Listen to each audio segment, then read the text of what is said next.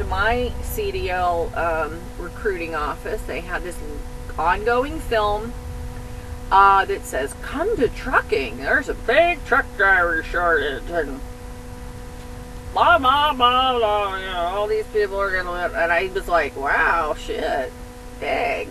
All right, what do you do? What's going on?" And oh yeah, truck driver shortage. I just couldn't imagine it myself, you know. But I've seen the trucks going down the road with the, you know, "We're desperate for drivers. Call us. We pay." And you're like, wow, you know, they're always advertising for drivers. What is up? And then you know, you find out that that's just to keep having this generating cheap labor. Truck drivers are about the only one I can think of that advertise for their replacement right on their office. Just look at the trailer driving in front of you. "Come take my job and work cheaper than me. 1-800, I'm a fool." So, yeah. Well, then when the Dan Rather show came out, the first one, well, the ATA, which some veteran drivers say stands for the Anti-Trucker Association, said there's no driver shortage, though. It just disappeared, like poof. What the, you know? So I had seen it slow down too, and that's because the economy crashed and there was no loans. You couldn't just get hand over fist loans. You couldn't just go sign up all these suckers for CDL school because nobody was giving any loans. Okay? They didn't have massive layoffs in trucking, because if you lay them off, then you got to pay unemployment benefits and you can't justify your fake shortage. Well, when the economy crashed, a lot of people need jobs. So what you got there is the government wanting to put people in jobs. So the trucking industry says, "We got jobs. We got a driver shortage. Shit!"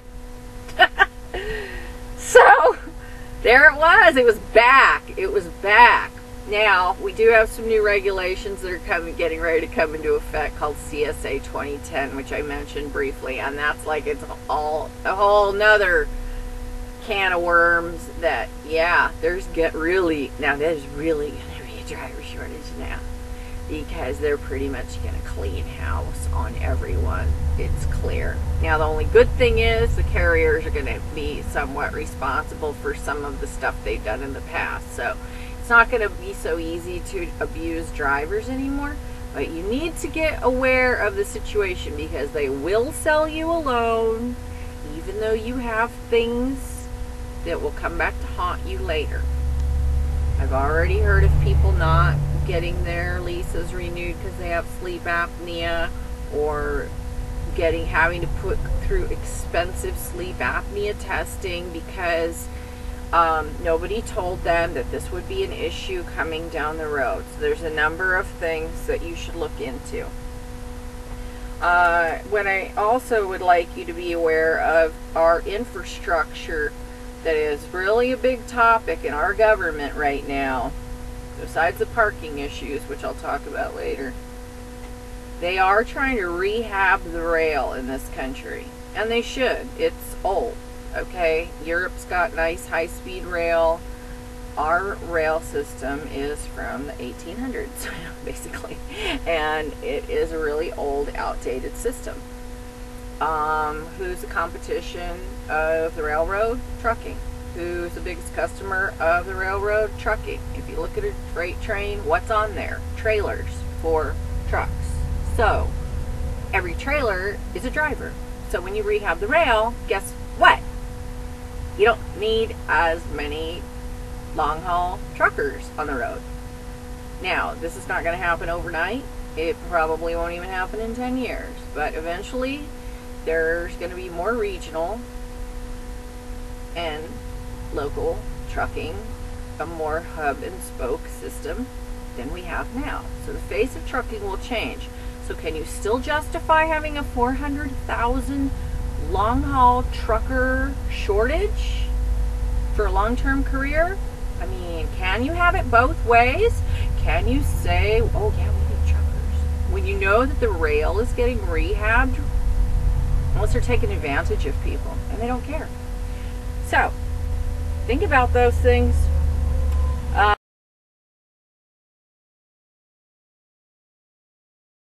Over to paperless logs, that's not necessarily a bad thing. My opinion when I came in as a student was, I don't want to go to a company that does paperless logs because I like to know how to do it the old-fashioned way.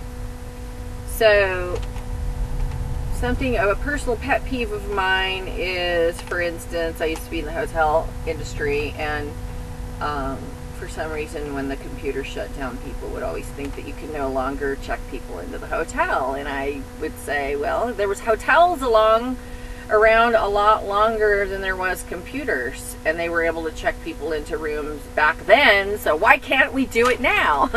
And that's kind of the whole dumbing down of America and humanity that we have going on. You know, if the computer breaks, nobody can think anymore. I can see where the e-logs are going to be saving time, but I can also see how they're going to very much limit what you can make, because when you add that control mechanism and a governed engine, like most of these student trucks are, which means they only go a certain speed, you have a real control mechanism for money. Now, I don't condone the old way of running several logbooks or being illegal or anything like that, but it is something to consider as you get into this, because people do have this perception that, oh, I'm going to run, this carrier's offering me 6,000 miles a week. Well, if you got a truck that goes 65 miles an hour, I'd surely like to see how you do that one there with a paperless log. And, you know, I mean, you need to get your calculator out there. So the way that they word things and the way that things work, it is controlled, and it's getting more controlled. Some of it's good, some of it's bad. These are all things that you should consider before you get into this business. You are called a steering wheel holder as a student, and I can see it, you know. I got cruise control, I got an engine that only goes 65 miles an hour, and basically hold on to the steering wheel, right? I had a lot of responsibilities when I was very young, more than most people would ever have to have in their whole life. So I'm quite happy being a steering wheel holder. I just want to get my paycheck on Friday and have everybody leave me alone. That has yet to happen since I entered trucking.